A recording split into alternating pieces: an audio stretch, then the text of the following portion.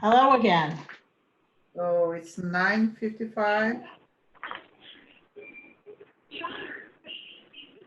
And we will do the budget hearing. Do we need any opening or what, Roseanne? Yes, please, let's do the roll call. Mary Fest. Mayor Okay. Hopping? Mayor Hopping? Present. Vice Mayor Kennedy? I'm here. Commissioner Ross? I'm here. Commissioner Samara? Here. Commissioner Tudor? Here. Okay, we can waive the Pledge of Allegiance. And are we opening this up to public comments? To the agenda items, the budget. If you want to follow the last workshop, the public can come and comment.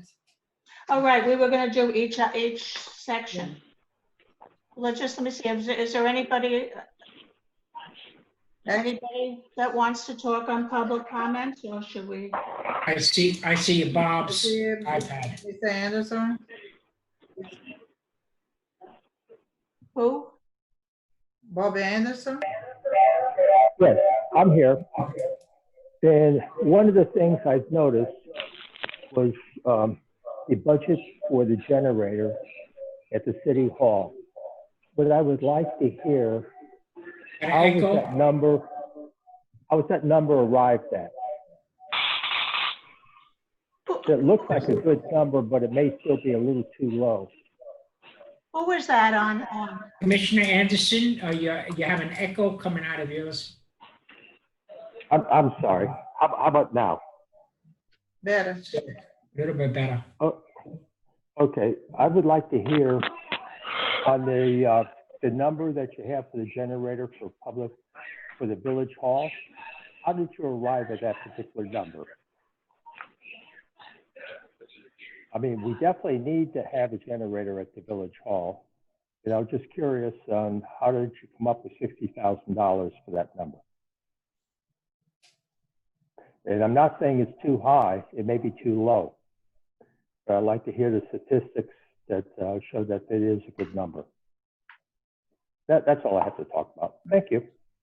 Okay, is there anybody else? Jenny Anderson?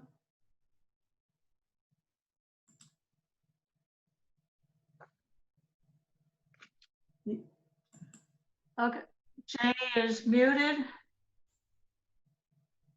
And I unmuted, but I had to walk away. That was the background you were hearing. It was Oh. because Bob and I were in the same room. So it took me a second to get back. Anyway, thank you, Janie Anderson, 11th Place, 119th Street. Couple things on the budget. I really strongly urge you to keep the lobbyist position funded. For those of you who may not be aware, in addition to the $1 million that we would not have gotten without David's assistance, a couple of years prior to the monies we got for the log cabin and village hall, most cities in South Florida lost their stormwater funding.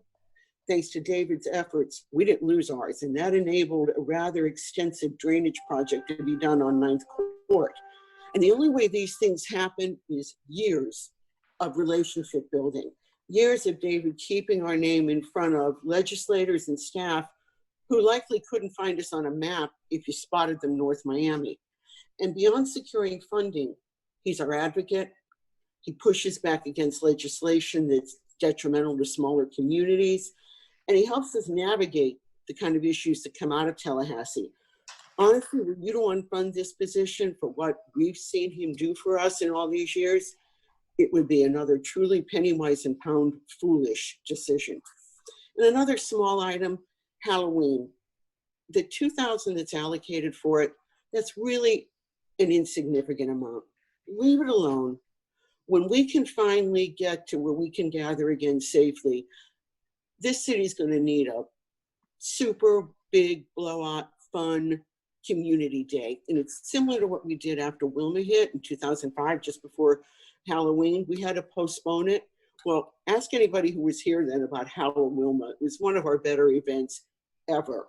And just for those of you who have a concern about the non-residents to come to Halloween, they pay.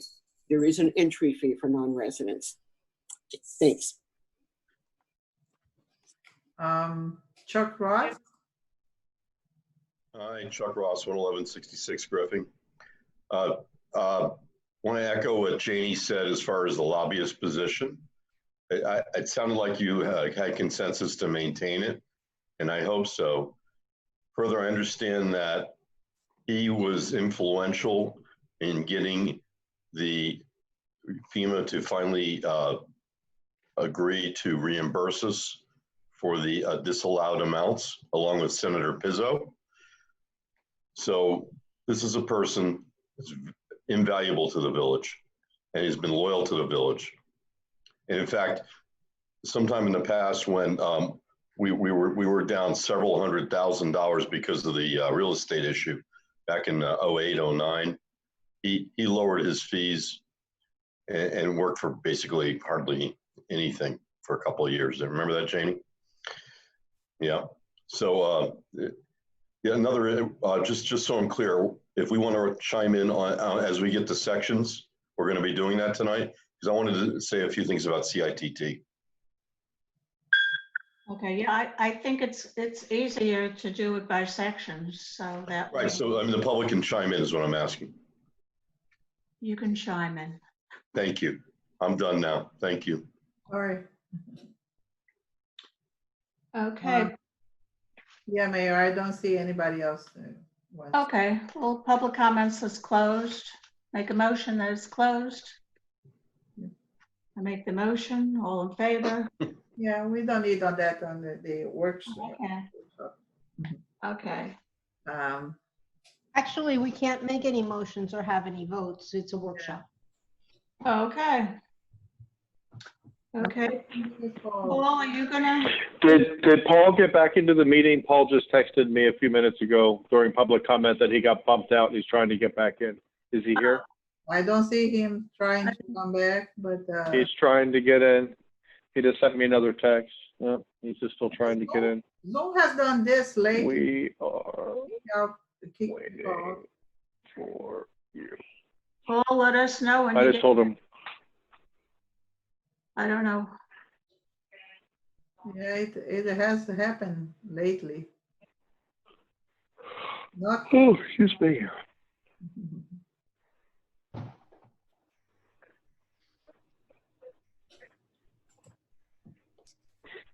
Are we keeping John for this meeting?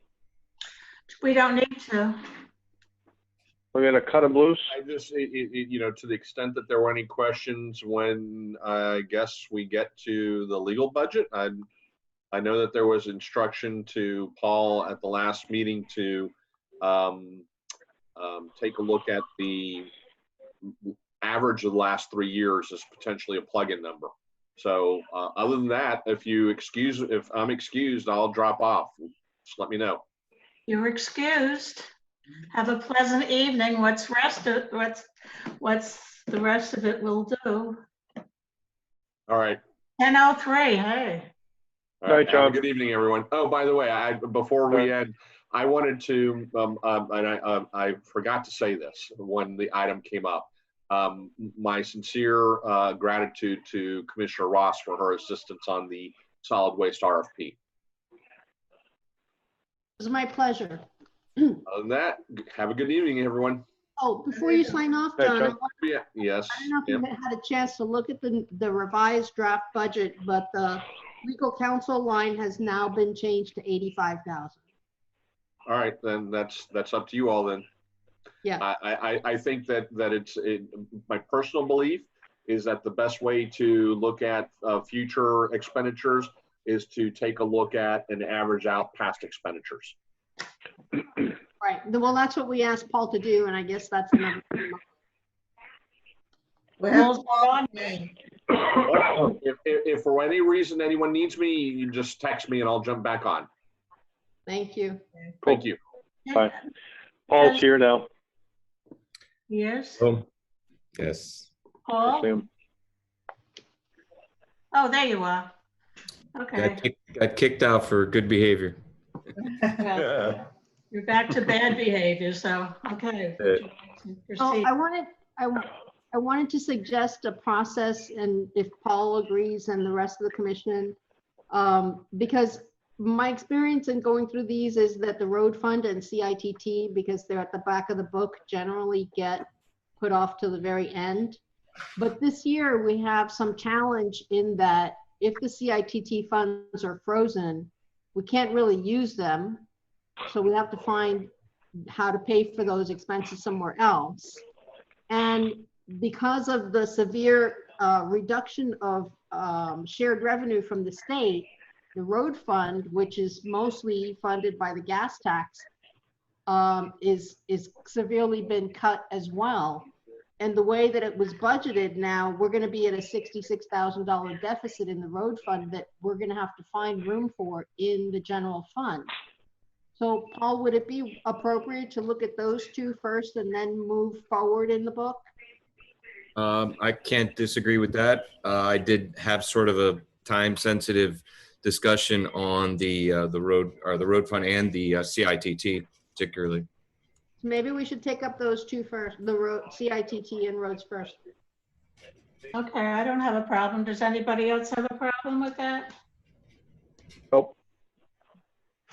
Yeah, if you don't mind, what I would do is sort of like I did last time, but reverse the department order. Is start with the revenue, if that's okay, just to Okay, get everyone on the same page. Okay, what section is that? Roseanne, can you share my It's on let me share my screen? It's on, I don't know how to share it. I don't think Paul knew either from last time. Yeah, it's page 9.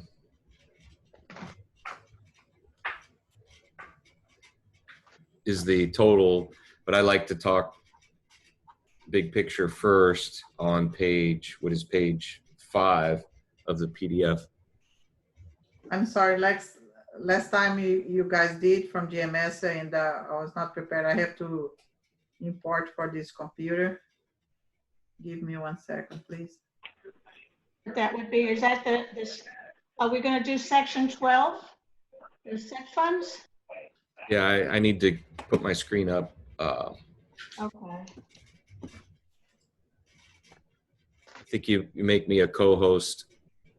Yeah, I'll do it.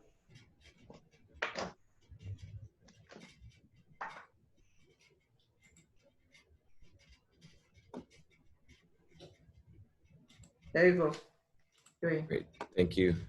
All right, let's get the screen up. Let's go to here. Share that. All right. So now you can see the draft 2 of the budget is in front of you. And I would talk about revenues first. This is the summary page. I made my cursor a little bigger so you guys could follow it a little closer. At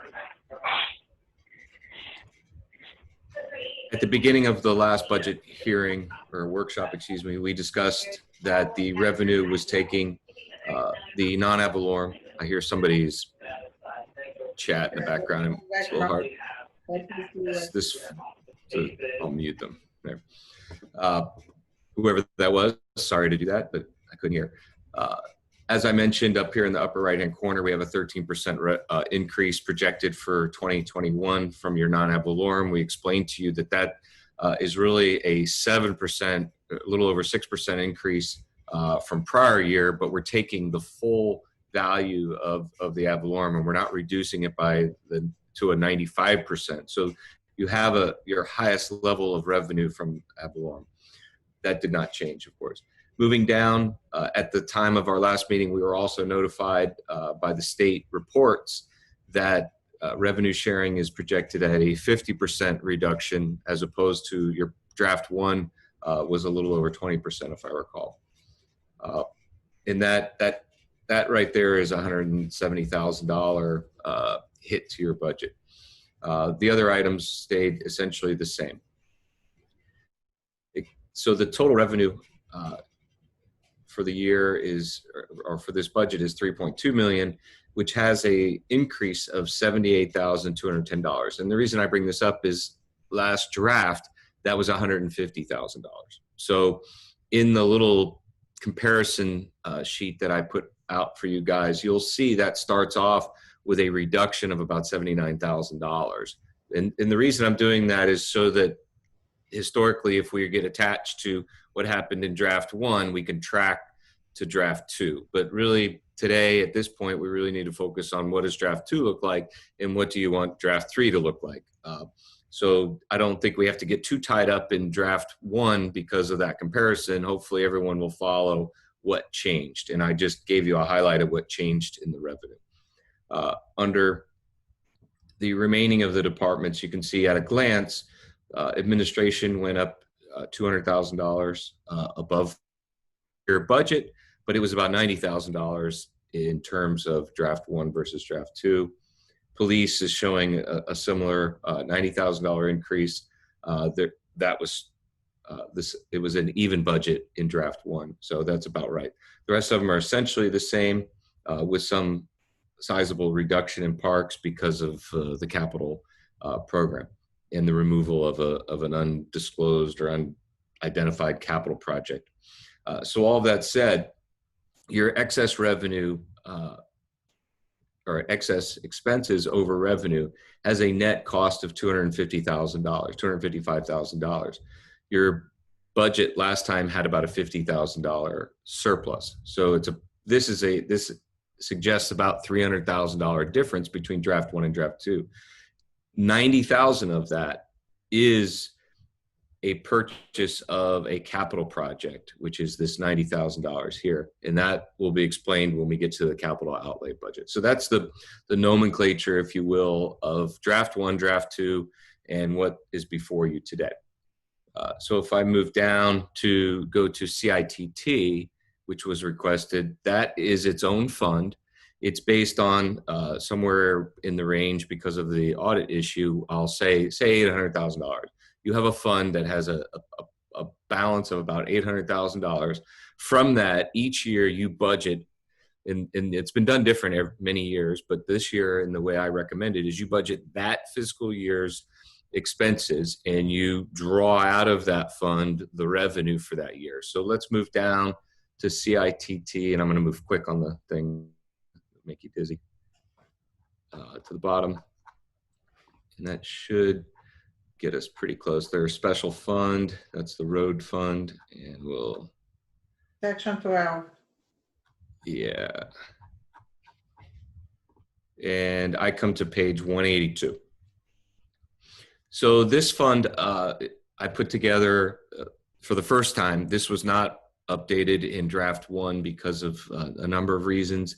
I also had the audit discussion with staff with CITT, and one of the things that we're required to provide to them is a annual and a 5-year plan and a synopsis of what was done quarterly in hindsight and at the end of the year. So all of that is kind of coming due in the next couple of days. It's actually past due by their letter, but I told them we were having the meetings tonight, so hopefully they understand why we haven't given it to them yet. I've definitely communicated to them. So this budget starts off with the revenue, like I described a minute ago. This isn't your actual revenue from CITT. This isn't actual revenue on an annual basis. This isn't revenue you draw out of your balance of your CITT fund. I'm very certain that you have these funds. No matter what happens in the audit, you will have this amount of money for next year. There's enough evidence to get them to unfreeze most of your money when it comes to road or transportation projects. Transit is a whole nother animal, and we'll talk about that in a minute. So that's where the revenue comes from. Moving down to expenses, annually you withdraw from your CITT fund about $25,000 to pay for your street lighting. Assuming this is still a qualifying expense, that's nothing new. That you can see the history is exactly that. The next item down is the $90,000 for transportation, and that these are the projects that are tied to the audit that they want a 5-year plan, that they want to know what you're going to do. Historically, you've planned, and this was confusing in our last few meetings, and I'm going to try to clear it up. The $15,000 that we were discussing either here or in the road fund, wherever it was here in the CITD fund, was not for the drainage project. It was money to inspect the drains and to clean the drains. The construction project that many of the residents have been asking about is a set of drawings by an engineer to correct a failure in the system or an inadequacy in the system. And that has never been priced. The engineer verbally said he thinks it's about $50,000 to do the work. I put it in at $60,000. So I've just identified basically this 90,000, and I'll go down to the sheet to show you. These are the revenues. Street lighting we just talked about. Okay, so I have reclassified the $15,000 as storm drain inspection and cleaning so that that is no longer confusing. The traffic calming is the estimate for X number of the traffic calming programs that Dave initiated, speed tables in various areas. I believe they put 3 or 4 in at this amount, and it doesn't show here as an expense in 2020 for some reason, but it should. But nonetheless, I put that in as a continuing project that you may or may not agree with. That's the discussion for tonight. Then the last piece is what I just said is a storm drain construction or repair. And this I'm estimating at least $60,000. Certainly you wouldn't, you may not be able to spend it all in one year. It may overlap into next year, I don't know. But that's a fair and reasonable estimate after what I could find out from Caesar. And Caesar showed me the plans. I looked at the plans and came up with a financial estimate to do that. The last piece is what I mentioned, the transit. Historically, transit for you all has been really, I call it the water balloon. Once you grab it, it squeaks right out of your hand, or there's probably a million other analogies. But the bus connectors was a strategy to use these funds that was out on the margin of plausible. Transit means a bus stop, or a circular, which is the most common use of these funds. Most municipalities struggle to find ways to use these funds as a municipality. The county, obviously operating a massive bus and metro rail system, has no trouble, but we do. And finding a legitimate reason to use these funds has historically been difficult. I think the bus stop connectors died as a project because it wasn't fair. Nobody wanted it. Historically, I look back and the only thing you've proposed that did work were bus stops, some sort of bus shelter facility. And I've dealt with this in other municipalities, and the mayor and my other community used to joke that the price of the bus stops cost as much as buying each rider a new car. But that's another conversation. So you've booked $142,000 in here, but you have no plans and nothing to produce that work. So I took it out. I can't hand that to CITT and say, yeah, we're going to do this with a straight face.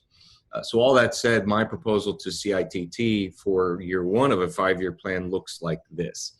And that's why I'm glad Commissioner Ross wanted to start with it, because I need input, I need feedback, because I don't want to put anything in front of them that's going to be controversial, that you're not going to like, that will create problems for you as residents. And I think this reflects what I've heard. Any comments on CITT? Commissioner Ross? Yeah, sure, I'd like to comment. So what I heard you say, Paul, is it's not likely that they're gonna claw back any of their funds.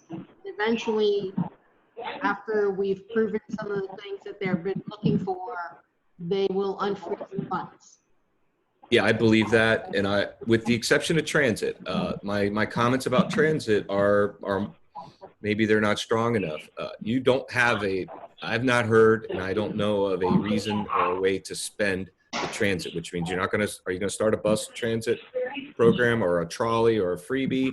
All right, then I would change my tune immediately. I've not heard that, that's desirable. I have conversations with your neighboring cities who are clients of mine in other capacities, and none of them have ever mentioned they would be interested in sharing their circulars, the ones that do have them, meaning them have them run a stop into your community, and then you would pay your portion of it, something along those lines. That would eat up some of the dollars, and that would balance the books.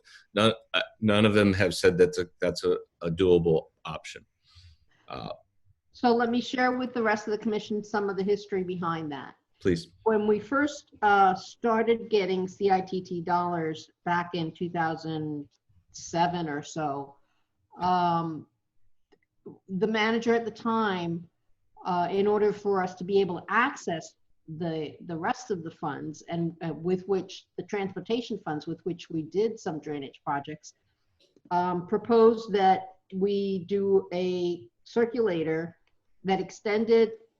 We had a contract with North Miami, and it extended their circulator from 125th Street down into the village, came down, I want to say 10th Avenue, worked its way to the rec center and a little bit south of there, and then looped back up on 9th Avenue, 8th Avenue, back to North Miami. For that, I believe the village paid about $30,000 a year, which was actually a little more than the allocation, the 20% allocation for transit. And it was a way for us to access the rest, the 80%. So that was good. But we found that in the time that it was running, very few, if any, of our residents were using it. And it just wasn't serving us. So there came a point where that service was canceled. We canceled our contract with the county, with North Miami. And a couple of different things were proposed. Bus shelters, where we presently have the 2 stops on, or 4 stops on 6th Avenue, seemed to be the most viable to my thinking. And when I last proposed a bus shelter, which could have incorporated some kind of messaging sign on one of the sidewalls that would help the village get out, community messages, it didn't get much traction with the rest of the commission. Instead, they wanted to talk about some kind of pathways that would wind from one stop into the village and then back to the other stop on the south. I don't think that CITT found that to be within the scope of their eligible projects for transit, because it didn't really effectively connect people to move people like a transit would. I would like to see us again put that bus stop shelter into the budget and make that part of our 5-year plan.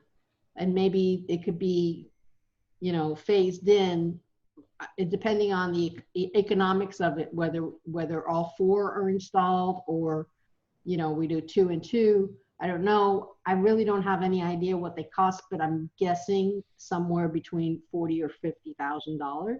Easily. If it's something that has, like Wi-Fi and power and can support a messaging sign. But that's what I would propose to the commission, and we do have to come up with a plan. It may not be, it's not set in stone that we'll do it, but we need to move in the direction of a plan to use that money. So that approach we could change this and put in an allocation for a feasibility study of a transit bus shelter program, and then year 2, the 5-year plan would be to purchase 1, and then you could do it, you could accelerate it easily, but you got to start somewhere, and I need to put something in the report for you. But that sounds very doable and a very reasonable approach if that's desirable. I was under the impression you bought bus shelters at one point in time, and now you were looking at maybe replacing or upgrading. No, we don't have any. We have benches. We had bought benches and we had some in stock, and so we put them at the bus stop locations, but there's no shelter. Has anybody ever looked into how many people actually use any of the bus stops in Biscayne Park? I've never seen a soul, but right. I'm not out walking the streets, but I've never seen a soul down the street from me at the bus stop. We have had employees that use the bus. I don't know if any currently, but we have had employees using mass transit to get here. How would we find that out if anybody uses this? The county can give us our ridership by stop. Well, but the point is track that. that they're not going to eliminate the bus stop. You know, Metro, the county is not going to eliminate the bus stop. That's just not part of their program. They want the stops there, and we need to use the transit money somehow. Right now, I don't think that many people are going to use a freebie kind of service, although No. I've advocated for that too, because I think it would be a good thing for us to have. Maybe on like an on-call basis, which was recently allowed back in as one of the uses by CITT rules. And I thought that was a good idea. I just don't see a lot of people wanting to get into a stranger's car right now. No, but I didn't mean eliminate the bus stops or the bench that we have there. I just meant, is this how we can get more money if we put a shelter? Because I just don't see anybody there to put a shelter for. Well, the way I would suggest looking at it is if you wanted to utilize your allocation, a shelter might help you do that. A freebie process might help you do that. Your allocation is what's teetering just in the transit, not in the transportation. They're so similar, the terms, it's hard to split them. But transit would be a circular, a bus stop. Historically, as I mentioned, you were looking at sidewalks that connected people who were pedestrians to the bus stops. That was a bit of a forward lean, a very aggressive strategy to try to utilize those funds. And I don't think this current climate, that's going to go well. The overreaching concept is the transit world, which they reported to one of your meetings, to tighten and tighten and tighten the approval process because they need more money for the big busway corridor projects. Mm-hmm. So in 2020 dollars, you're going to have a really solid project to get it approved. I'm happy to do it in the budget. I'm happy to to agree to or to be in favor of it in terms of a proposal. I just don't want the expectations that I know of to get sideways with anybody. So is there a consensus to go ahead and do something like that, to put in a feasibility number, and then year 2 would be implementation, year 3, 4, and 5 would be implementation? I could just put round numbers in there, maybe $2,500 for 2021 to get the process documented properly, and then we can have our public works team and and folks start to do some of the legwork. Is that agreeable? I have a quick question, Paul. Of course. Yeah, I just have a quick question. Doing the bus shelters, I know what some cities have done, and I don't know if this is something that is still done, but they will they'll use that spaces for advertising to generate some advertising revenue for a city that comes in. Is that if we're able to do that, is that revenue that we have to share with the county? Or is that revenue that would stay wholly with the village? I don't know, but that's a great question. I'd like to think that they've thought of a way to not let you do that. Well, that's what I'm curious about, because they're giving us money, and if we take this money to put in these to shelters, generate money, yeah. I know that's been battled over many times. I don't know the current status. Yeah, because just looking at the placement, 6th Avenue with the amount of traffic on 6th Avenue, that may be one of those areas where, from an advertising perspective, there may be some interest. Yeah, I'd be curious to see if that's even something that the village could possibly develop as a slight revenue stream. But in a big umbrella, do you agree that we should approach it this way, or I'm just trying to get direction so I don't go too fast, too far? Yeah, I've got I know historically we haven't really had transit projects, and I'm, I guess given the nature of Miami-Dade County, we better have something solid. I don't want to start creating projects that's not going to get a lot of use from our residents just to spend those dollars. I'm of the mindset I'd rather put it back and let the county use it. That's going to benefit all residents. But, I'm open to exploring and looking into the possibility of doing those bus shelters. But would we also, I know the number we're working with here, is there additional, do you think there may be additional transportation revenues that we have that we could use for road repairs as well? Because I know we had that zeroed out at this time. Yeah, I have not explored or been given any feedback from Caesar or anyone on road repairs specifically. I'm just going with the historical, the drain that we've discussed and the drain cleaning that we've done and the traffic calming that we have done and plan to, like things I can point to and pivot off of for your past two old reports and your future. That was my methodology.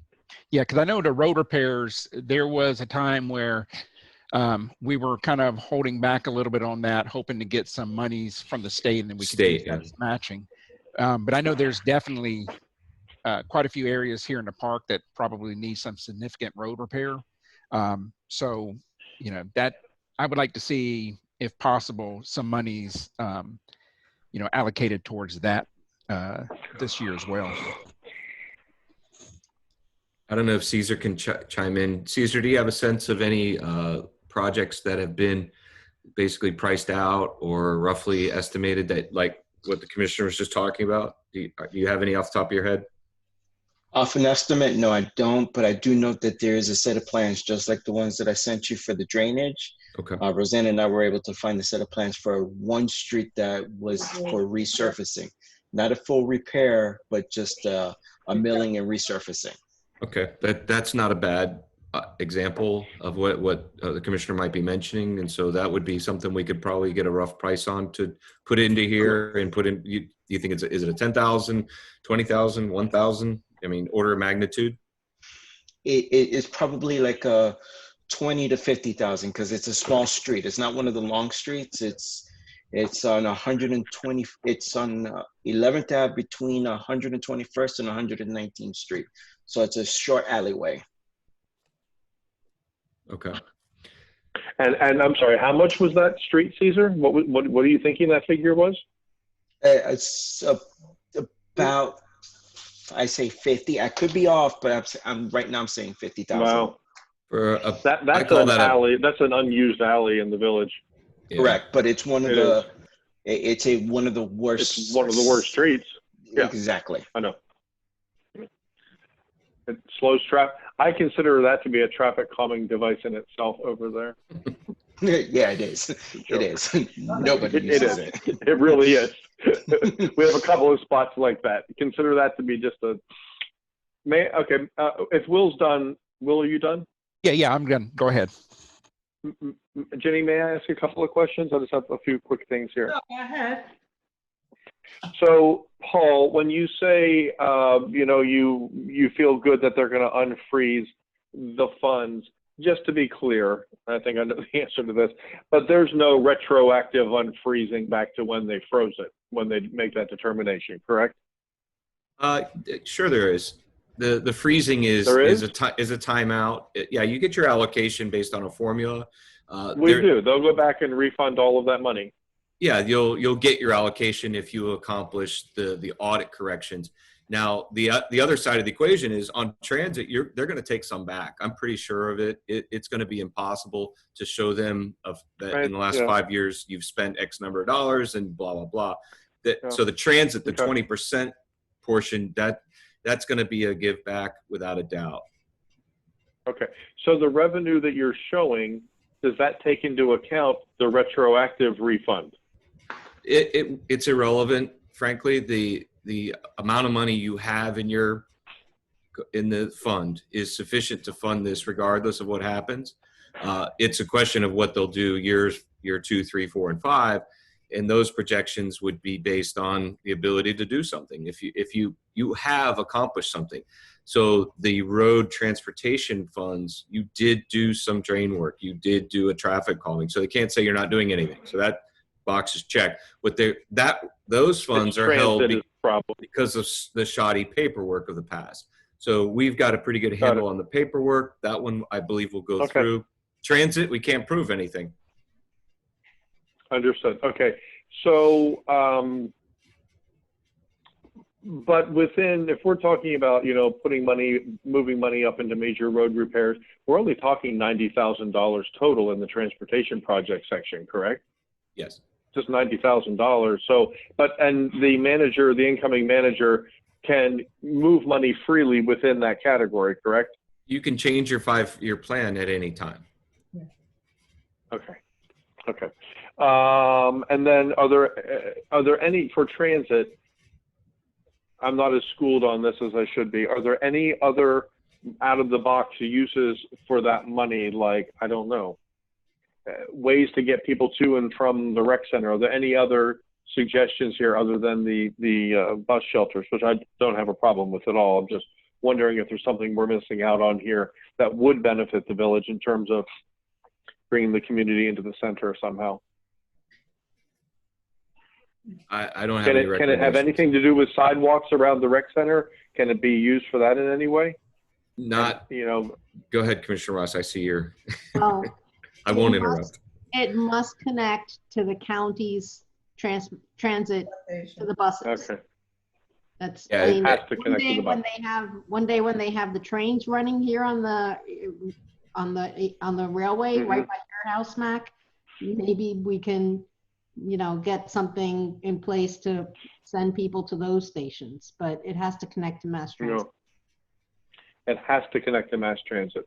And would bikes check that box, Rox?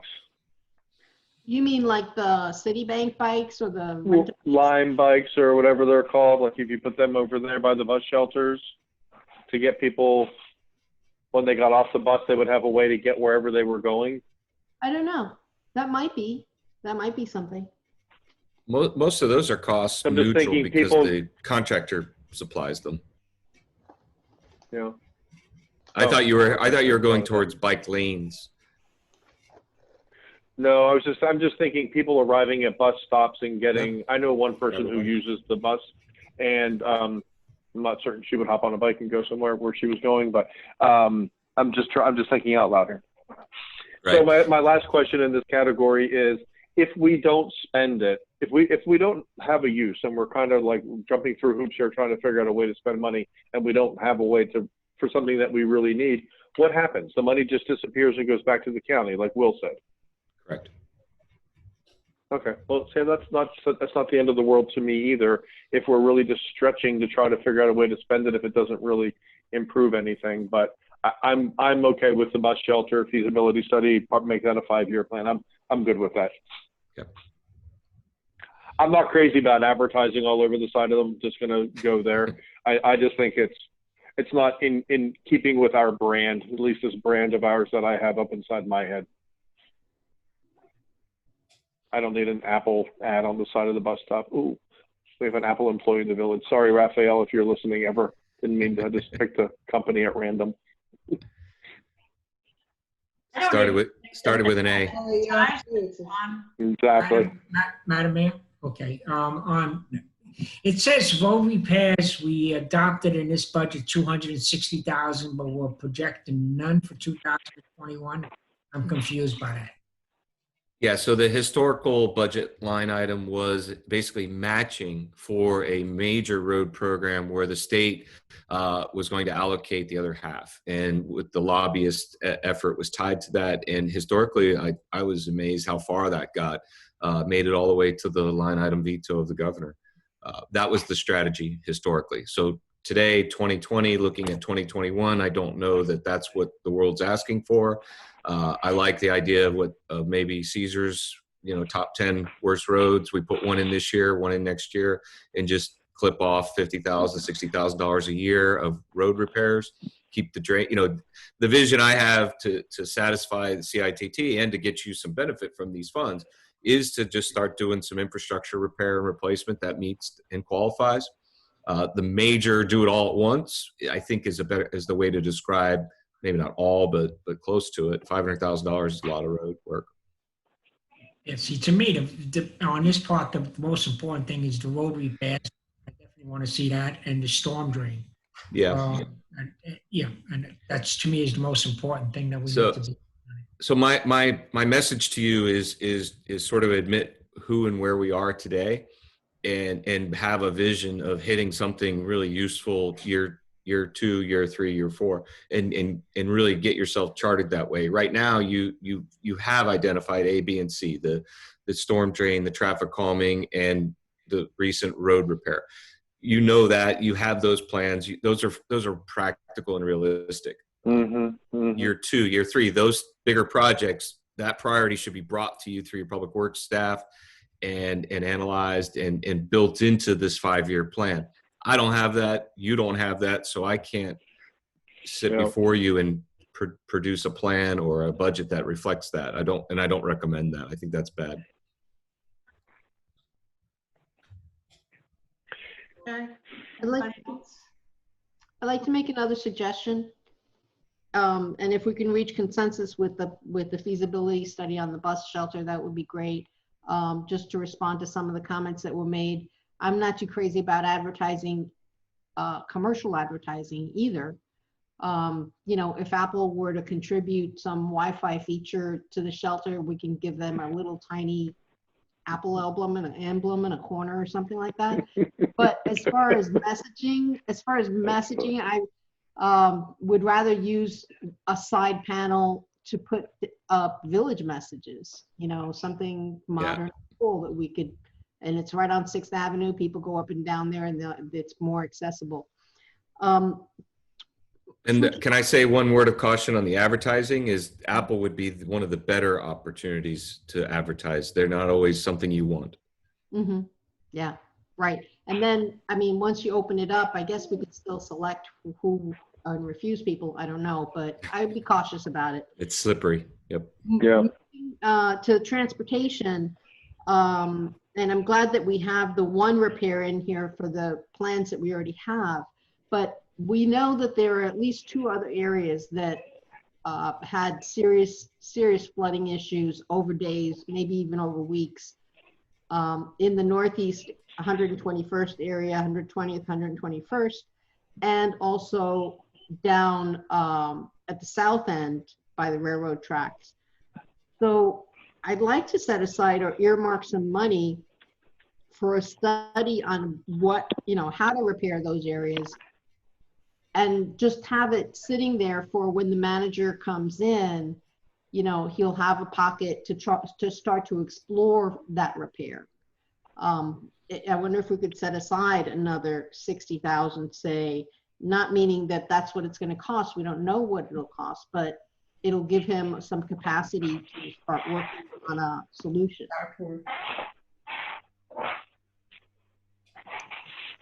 I wonder what the rest of the commission thinks about that.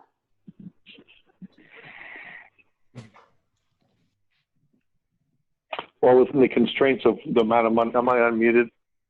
Yes. Yeah. Within the constraints of the amount of money that we're looking at here, I'm not certain where it would come from or how much we should set aside for that. Where are you suggesting that money would be taken from, Ross? Well, what we had for major road repair. Last year it was earmarked to do road repair. This year we could earmark some of that, maybe 50,000, to find a solution to those 2 areas of severe flooding or severe standing water. Does that include the 115th Street that the man was talking about today? Montegra? Do we know what streets you're talking about? I believe that the public comment was made about an area on 6th Avenue that 15th Street. No, it's 115th And Street. 115th. 115th. It's 115th at 6th, but it's on 115th. 115th and 6th Avenue, and we would need some participation from FDOT, which is like a bigger discussion. That certainly could be, you know, part of the plan, part of a possible use. I'm just saying, let's earmark a little pot of money there for the manager when he or she comes in, to have the resource to start finding solutions for those, let's call them 3 areas of standing water. Okay. Yeah, so to finish that question, I don't know if that was clear, that you have, say, $700,000 to $800,000 in a revenue fund, and you can allocate all of it if you had a reasonable project that somebody could point to and say, yeah, you're able to do that next year, so that when the end of the year comes, you can explain why you didn't do it or what you got accomplished. A study fits perfectly. The known things that I've already put in here are already there. My notes, I have in the road repair that Caesar talked about, that he has a plan for, that passes that first hurdle. If you don't have a plan, you can't say you're going to build something. That doesn't pass the muster. But a study is very easy. So Paul, why is the carry forward surplus not showing in this year's revenues? Yeah, that's the confusing history, is that you did it one way one year and differently another year, and I really couldn't track your rationale personally. I scrolled back up to the transportation. You can see, you know, you were tracking all of the money, the $552,000, $600,000, you know, but that still wasn't even the full fund. So I didn't understand why it was done that way historically.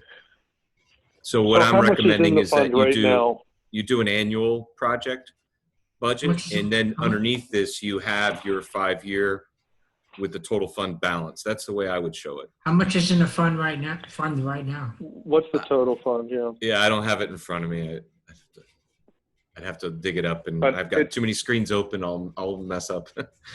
So if you, I know it's north of 600,000. Yeah, I thought it was closer to 7. I don't know why I was thinking 7, but then why don't we just allocate some of this money now for more new drains? Do the drain study, certainly, but just put more in it for new drains now, knowing that we have several drains that have to be replaced. And on 115th, that would require a new drain. There is no drain on 115th. And the flooding at 115th and 6th by Juan's house is more on the 115th side than it is on the 6th Avenue side. The problem's on the entire corner, but it's on 115th. I think there's also a road issue going on there. I am not an expert on any of that, but it seems to me if we have all that money there, why not allocate more of it and put it in for new drains? The reason do the drain study. Yeah, that's fine. The reason I'm saying this is to be realistic in terms of, if I have a set of drawings, I can then propose construction. If I don't have a set of drawings, we should only be proposing the study and the set of drawings, the engineering. If you go all the way to construction and you actually don't have a plan, we're going to have trouble convincing them that we know what we're doing. Paul? And do we have to provide that now? I think you do. Yeah, that's the strategy to correct all the frozen situation with CITT. The audit is only a very small part. Historical audit is a small part of what's wrong with our CITT relationship. Yeah. The larger part is historical practice of implementing the things in your budget. You didn't do many of the projects that you mentioned, and I can get over certain hurdles, but the pattern of it is what we have to get out of. And if we can't show that we really have a need and have priced it out and have really done our due diligence, then it's not going to fly.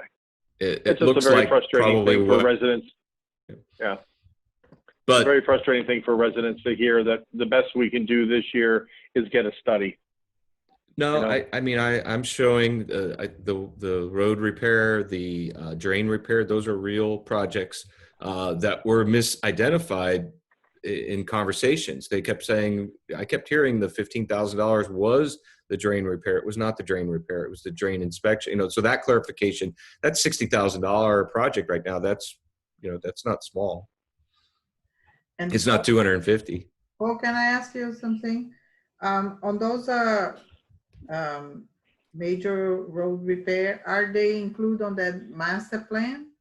Yeah, so that's the other piece that I've started to explore, is that you do have a master plan that we can point to and come back with an implementation. For tonight's purposes, I'm just trying to get a budget together, but ultimately this will get re-racked, and you can revise this throughout the year to look like something that you really want, what you're wanting it to look like. The master plan is something that I think should be part of your budget document. It should have year 1, year 2, 3, year 3, 4, and how you would draw the funds and map it out. Yeah, that makes way too much Paul, sense. for the next, when we look at this again, could you on this form drop in a sidebar, a box that just shows what's in the fund? So Yeah, we can see that was when an we're looking idea at I this? had. Yep, I agree with that. I wanted to do And that. on the CITT cover page, and also here, because this is where we're actually spending money, we want to spend money. If it was dropped in both places, it would just be a very handy thing. This document is just so huge, and when you're trying to flip through and find things, it's very cumbersome. Absolutely. I would prefer the budget be presented to us rather than one long continuous document.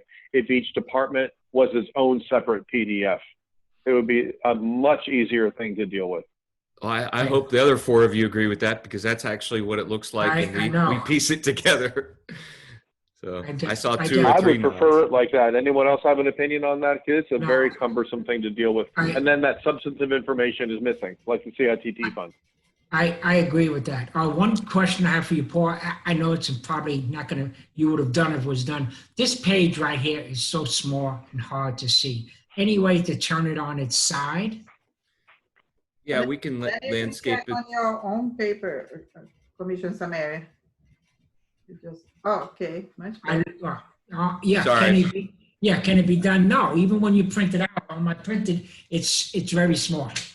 Yeah, a lot of them are actually hard to read once you go to a hard copy. I totally agree with that. And landscaping would be the way to do it. Most of us use a PDF reader that we can do that and make them as big as our screens. So, but those that still like to print them out and try to read them, we can work on that. Yeah, the printing, I like it to printing out more than anything. So I want to be able to see it. This gets to be confusing. I'll try to see if that's easy to do. Sometimes it messes everything up because you'll get one sideways. So let me try that. This part is very important to see because it shows everything instead of going by page by page. Yeah. I find this is much better to read. So if your eyes are ready to move past CITT, I think I have direction to add. I think so. Is there a time limit on how the 2 studies and 1 repair project? Before you go ahead from you move out from. I'm sorry. I'm listening. Commissioner Samari, can you finish? Yeah, there was a point I'm trying to make is how the money that we have in the CIT, how long do we have that we have to use it? If we don't use it, then it goes back to them, correct?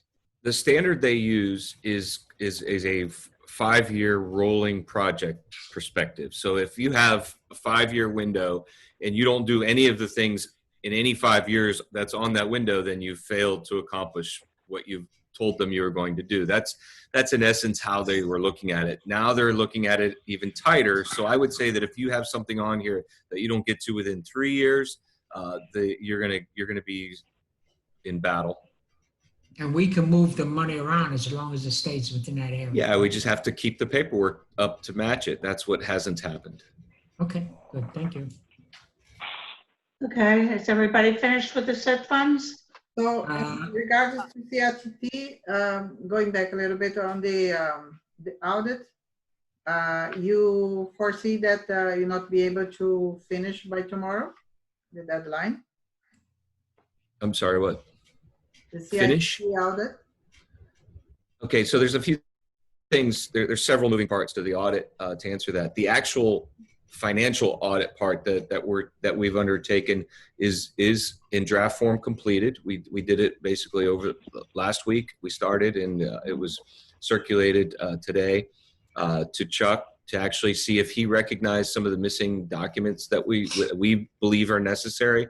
I haven't talked to Chuck yet this afternoon, but if he thinks those documents are retrievable, I'm going to include certain analysis in the answer, because I'm going to go look for those documents. If we don't think the documents exist, I'm going to take it out and give up on it. But I've got a pretty substantial response thanks to his legwork. My auditor did a really good job, and that's that status. The 5-year plan is tied to what we just discussed. I think I have enough sense of what will fly, and like I'm coming in this blind. I was not in this job for you until yesterday. So with that said, I think I can get the 5-year plan and the quarterly plans that are missing. I sent them an email and told them, look, can't we just do one report and just divide it into 4? I mean, I'm trying to make it make sense, and I don't know the answer yet, but in the next few days, that will be wrapped up. Okay. Paul, So one do we more have any answer from them if they gonna like automatically extend, or? They didn't reply to me, but my email was letting them know that tonight I was going to get the direction I needed to wrap up the other parts of the CITT. The audit portion of the financial, that's on track. Mhm. The manager's reporting requirements that I've assumed responsibility for, those are late, but I'll get them done. Okay, I just, if you please share those emails with us, that would be awesome. Of course. Okay. Paul, one more question about eligible expenses. Do you think that all the expense related to the audit, is that reimbursable from CITT? Is that an eligible expense from CITT? That's a great question. I hadn't thought of that It's at an all. expense of administering the fund, so. Yeah, I don't remember administrative overhead. That's a great question. Let me find out. Okay, thanks. Paul, I have one quick question before we move on. When we hire a manager, if this person during the course of this fiscal year comes up with other ways to use the money that that are qualified, even though we didn't budget for them, can they access the money? Like if they said we can get 2 more drains repaired, replaced, whatever, and it wasn't budgeted, can they access the money in the fund to do it? Okay, yeah, you can do anything you want on paper in terms of moving budget around any of those, as long as your reporting reflects it. That's half of the answer. The most important part of the answer, though, is will they approve it at the end of the day? Yeah. So what you're supposed to do is go to them in advance with these plans, ask them for a tacit approval, and you keep them involved at every step, because the temperature and the wind changes regularly. Must be eligible. So as long as you're communicating with them openly before you do something, you could be okay. You should be, yes. Good to know. Good to know. Madam Mayor, Okay, thank you. Madam Mayor, we have Chuck Ross has his hand up, so maybe he might want to comment. Yeah, that's true. Let me unmute him. Mr. Ross, you have your hand. Yeah, I had a couple of questions. Paul? Yes, sir. One of the things that I noted from the call I was on was that it seemed like they were very, very consumed that we get some sort of transit portion, some sort of transit use going. Didn't you get the same impression? I got that impression, and I took it a couple steps further, that they want those dollars back, and good luck trying to prove that you've done something. That's how I took it. No, I mean going forward, assuming that we can get everything straightened out. I just got I just wanted to get your feelings on that. Yeah, and I've heard it from other sources as well, that transit dollars, if they are not locked into a worthwhile expense, something that they agreed with and continue to agree with, they're going to go after it. So let me ask you a different question. Can we separate the transit from the transportation, or do they just take the whole pot? No, I think they're separate. I'm going to double check that there was a time years ago where they looked at them as a composite. And if you lost a percentage of one, they took a percentage of the other. I believe they're separate, segregated values. And if you're good at road repair, okay, check that. And not good at transit, you just give up some of your transit allocation. Okay, because that listening to them, it wasn't clear to me. The other thing was that I did speak to Jennifer, which is Paul's auditor, who's working on this. So we did go through the report today, and we added a couple of things, and there was one item that needed to be removed because we got a 100% match on the stormwater study. So, That's good.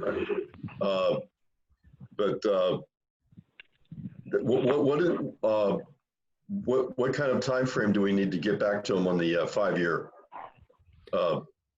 plan? He said, Go ahead. I didn't hear. I'm sorry if I missed it. okay. What was your answer, Roseanne? I didn't hear. I believe you said in a couple of days.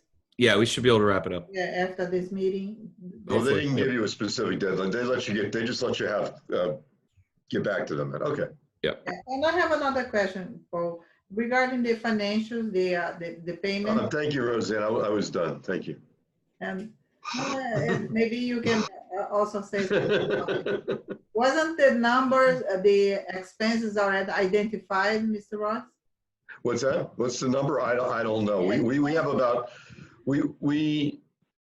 I think what I came up with was probably about 3/4 of what was missing. I'm going to guess, but I don't have a specific number. Okay. But Jennifer's going to have the report finalized. I saw the draft. She did a great job, by the way. I want to give a big shout out to Jennifer for putting this thing together in a very short period of time. Thank you. I could see it. What's the next item, Paul? We probably should have a quick conversation about how long we're going to continue this meeting tonight. Certainly was clearly we're not going to finish. It's after 11 o'clock now. So do we want to take on another section? Do we want to set another workshop? What do you guys think we should do? I'd like to see us get through the road section since we're, on this related fun topic. And then maybe we could pick another night to continue. I'll go for that. Should we pick another night now and get that locked down? But we need to extend the meeting right now. I make a motion to extend the meeting. Seconded. All in favor? What time? Aye. Sorry. Yes. Well, if we're gonna do roads, you think I have? Sorry, it's 11:30. Yeah, let's try for that, huh?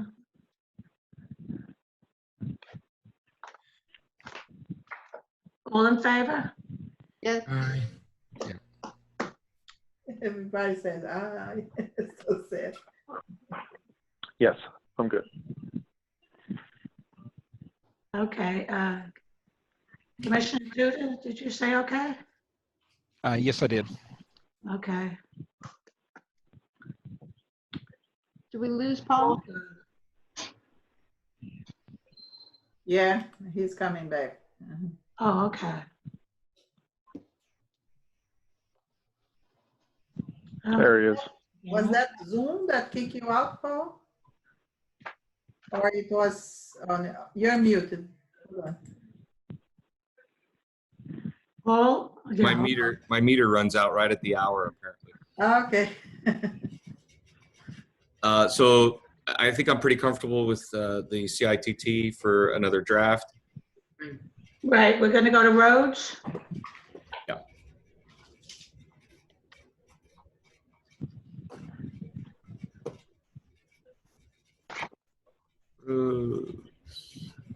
Here.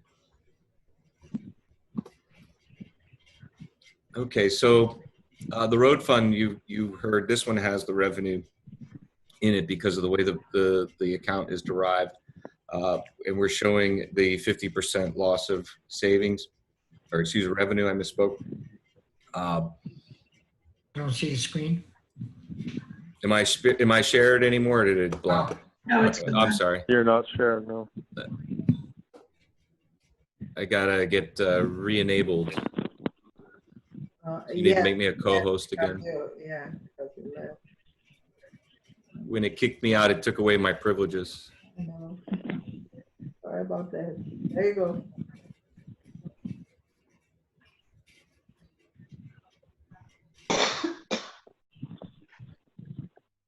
All right. Very good. That's good. That's big size, good. All right, a little bigger.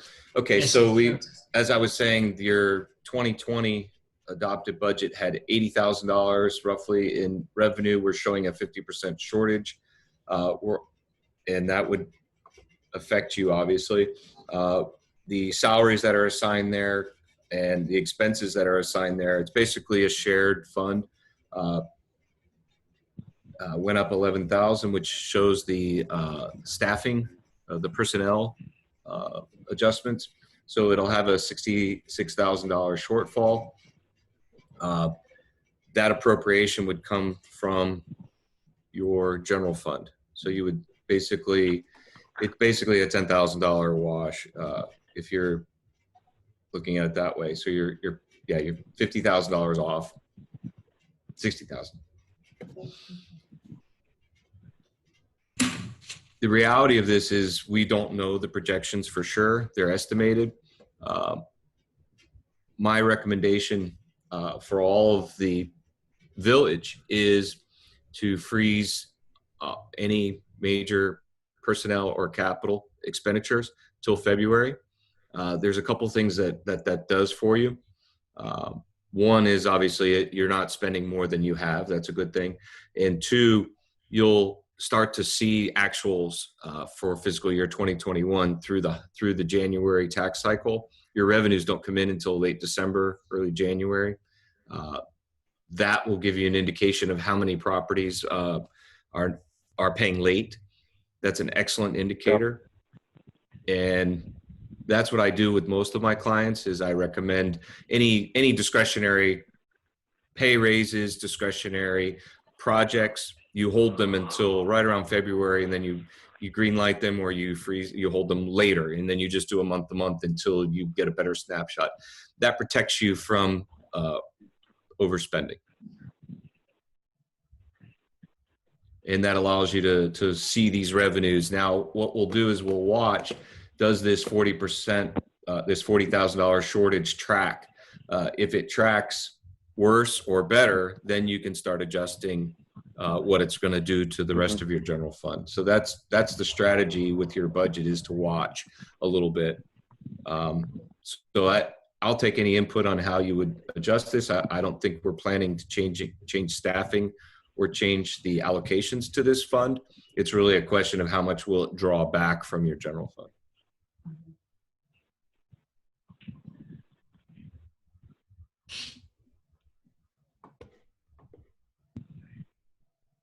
The only thing in here that is discretionary, I was going to show you that's fixed.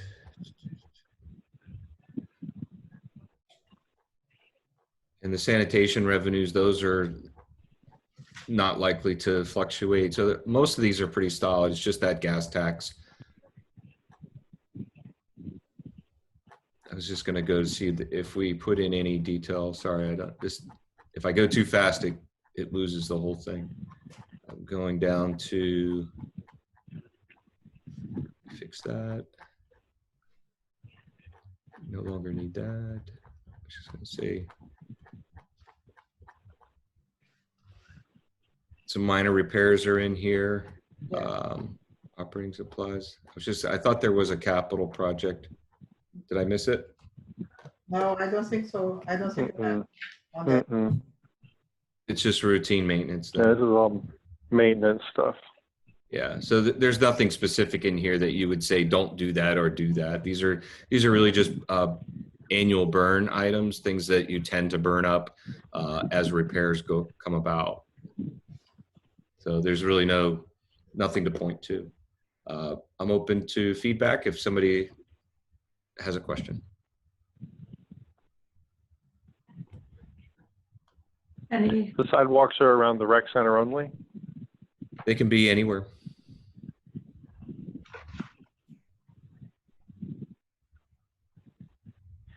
Really not a lot there to play with, huh? No, it's really you're benefiting from a revenue source. So the costs are the Yeah. percentage association. So there's really not a lot of maneuvering if you want to put it in those terms. Commissioner Ross, I see your pen. Your pen is up. Yeah, so I wondered why we would negative budget a fund. And I mean, it's obvious that the local option gas tax, any revenues coming from the state are going to be severely impacted. So we didn't always have two people in the road. We didn't always have two employees in the road fund. They kind of migrated over from Public Works. Right. They're shared. Yeah. Yeah. Or at one point we used to like share people. So we'd say, you know, there's a quarter of them that's in the road fund and the rest on the other side. And that became a little cumbersome. So then eventually they just said, okay, people are here full. Is it wise to do it this way and let's see what happens? Or should we move one of these employees back to PW? Yeah, I totally see or understand what you're thinking. I can take it either way. I could make an adjustment to balance this, just like you and re-rack our formulas. I'll call them formulas of how we split costs up to this fund to use these revenues. I like the historical tracking of not reshaping it without giving it at least 6 months to a year of evidence that it needs to be reshaped, because one year blip is easy to understand, easy to remember, and good and easy to analyze. Yeah. But if we were sitting here a year from now and realized these costs Right. shortfalls and projected them to continue, that would be when I would do it. So, and then maybe that's a decision for an administrator to make, you know, and they'll be able to better allocate the resources. Yeah, because if you move it now, it'll ripple through your other lines and it'll distort that tracking. Right. So the other part is that we have to recognize in the general fund, find capacity for that almost $67,000. Yes. And I was under the impression it was in there, but I will double check that. So do we show that money transferring in so this comes out? On general fund. Yeah, let me look real quick. I hadn't thought about that before the meeting. Look. Should be towards the end, right? Yeah, it would be.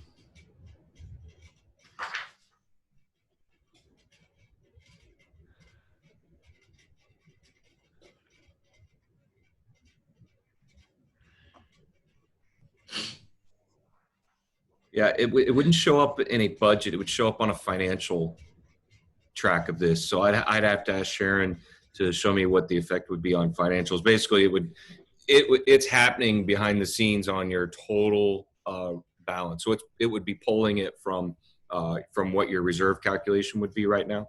Yeah. So it's built into your budget to do that automatically. I just don't have it showing in any budget.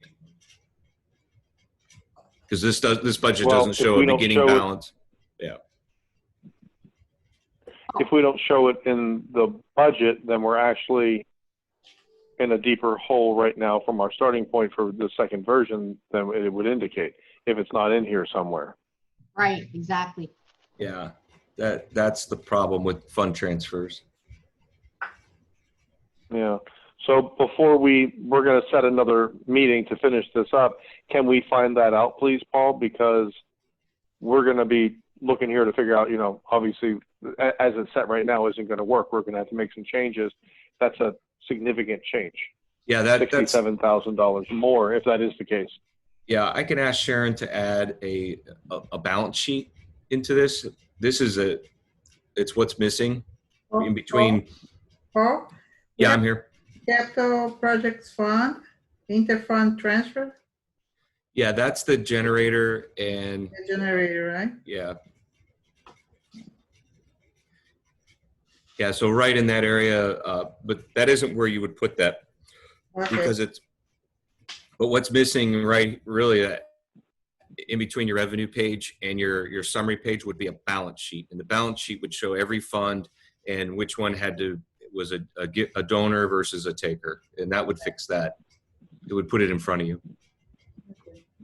But good observation.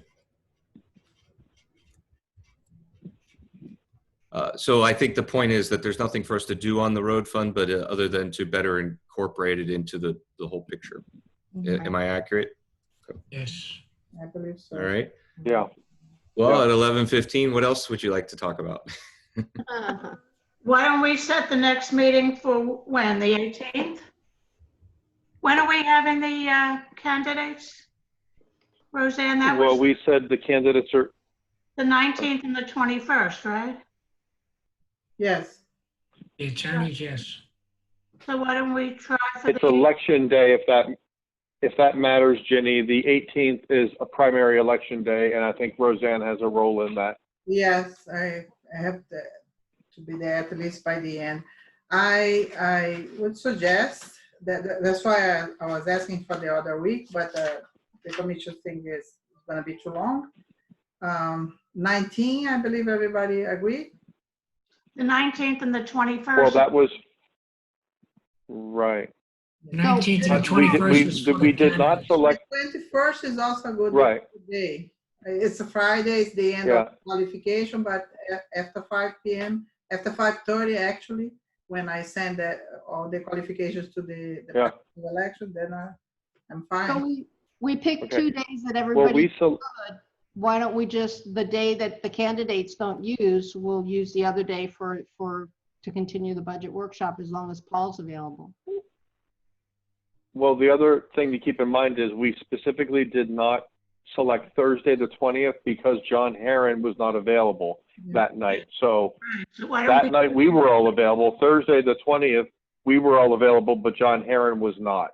Right, so why So don't if we take the 20th, we can steer clear of the other dates for Roseanne and the candidate.